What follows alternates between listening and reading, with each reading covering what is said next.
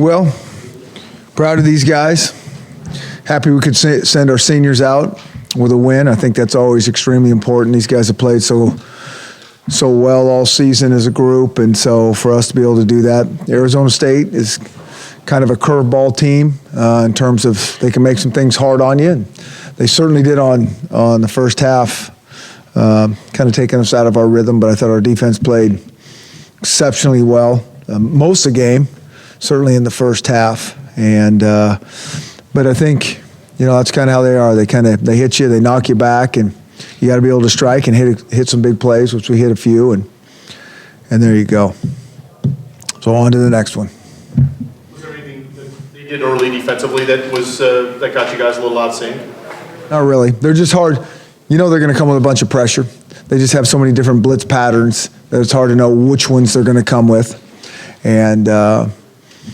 And so, we were really poor on third down early on. I think we were like 1 for 6, and so we were getting nothing going there to get any sort of rhythm.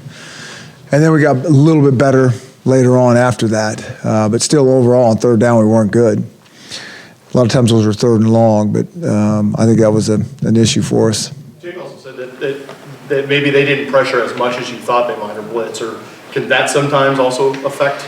Yeah, they do a good job of keeping you off balance, so you're expecting all this pressure, and sometimes you even have plays that are designed for pressure, and it's not, and where you go. But they were doing a good job of heating it up. They played softer in their coverage with bringing pressure. Everybody's got a kind of a unique style to try to figure out how to slow John Ross and, those guys down a little bit.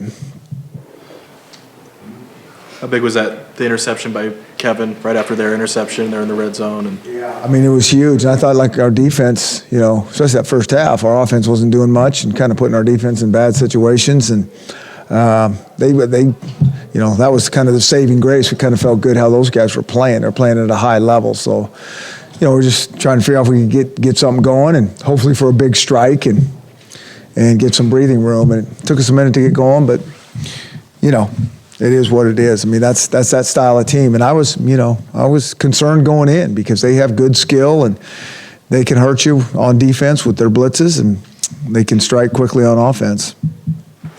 Chris, you got 6 sacks out there today. What was different about your pass rushing? Well, brought maybe a little more pressure. I think the guys did a great job of pushing the pocket and condensing it. Combination of those two things probably allowed us to get more pressure than we've had in the past.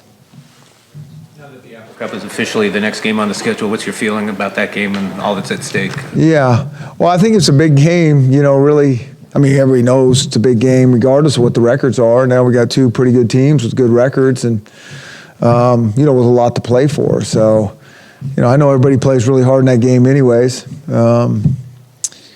But yeah, now it's kind of, I think, like how everybody hoped it would be. How good is it for a conference to have meaningful football being played the last week in November, both in the North and possibly the South? Yeah, I think that's how I think that's how the conference would like it. I would like it if it was done long before that we felt like, it was over. But, Washington State's done a great job. They've just continued to get better, every week and playing at a high level and with a really good quarterback. And they played, they just improved across the board from last year to even through this season. And so we'll have our hands full for sure. It'll be a heck of a game. do you mostly see them on tape when you're scouting opponents that they've already played, or do you keep an eye on them otherwise? No. We don't watch those guys on offense because they're so not like us at all, so we really don't watch them. And on defense, depending on who we play, our defensive guys will watch that. Just, that's more of a similar style. But their offense is so different than our offense that we don't watch a lot of them offense to offense. Chris, was there something about going tempo tonight that may have helped Jake, or did something to maybe catalyze the offense? Well, they like to they like to see what you're in, and they'll get some blitzes going depending on your formations or what they think's happening. And so, second half we kind of went out with some more tempo, and that kind of helped us. We got down the field. I think we ended up kicking field goals still, but we did get down there, and I do think that helps us. I think he's pretty good when we have some tempo. we practice it all the time, so we have it. We just haven't been a big tempo team, but I think it helped. And also the wrinkle of the screens or whatever you did as far as the signals. I mean, at the end of the day, can you tell? Well, you don't really know. I mean, I know they're hard to see. I know that. So, if you signal all the time and pay attention, you might be able to get something. How much more vocal do you feel like Jake Browning is now as maybe a year ago today? I think the good thing about Jake is he seems the same, in terms of those type of things. His demeanor's the same. He's, he was pretty vocal last year. I mean, semi-vocal. He's not a yeller and screamer and a rah-rah guy. He just says what needs to be said, and that's kind of how he goes about his business this year as well. Did you feel compelled to say anything to Jake after his first few series that weren't very productive? Jake doesn't need me to say anything. He kind of knows how it is, but sometimes, I can't control myself, so I still say it anyways. Did you say something? I don't know. I usually talk to him all the time, Yeah, he probably just tunes me out, Any long-term concern with JoJo McIntosh? No, I don't think so. We think he'll be ready, we hope. Yeah. Was there something going on with Shane Rostek in terms of with Andrew Kirkland in there? No. I think Coach Strauss just wanted to mix it up and give some other guys a chance as well.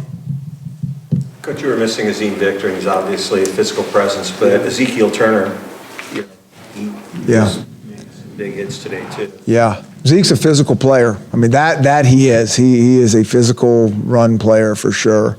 And, I think DJ did a really nice job as well in there. I thought both those guys stepped up, and that's how it should be this late in the season. I mean, if we're doing things right, which I think our coaches are in terms of they get a lot of practice reps, a lot, and they're good quality reps. And then they've all played in games, meaningful reps. And so you get deep into the season, there's got to be guys that got to be able to pick up the flag and carry it and produce and play at a high level. And I think both those guys did.